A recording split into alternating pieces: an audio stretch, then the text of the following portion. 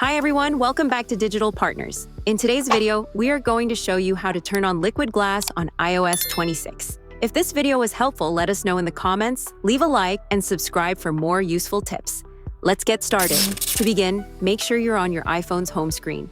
Press and hold any app icon until a small menu appears. From that menu, select Edit Home Screen. Once the apps start to wiggle, tap on Edit at the top of the screen and then choose Customize. Now, look for the Clear section. The liquid glass feature will be located there. Tap on Clear and then tap anywhere else on the screen. You should now see the liquid glass effect enabled on your iPhone.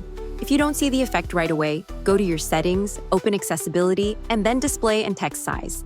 Make sure both reduce transparency and increase contrast are turned off. Once those settings are disabled, the liquid glass feature should work perfectly. And that's it. Now you know how to turn on liquid glass on iPhone. We hope this tutorial was helpful. If you have any questions, feel free to drop them in the comments. Don't forget to like, subscribe, and hit the bell so you won't miss our upcoming tutorials.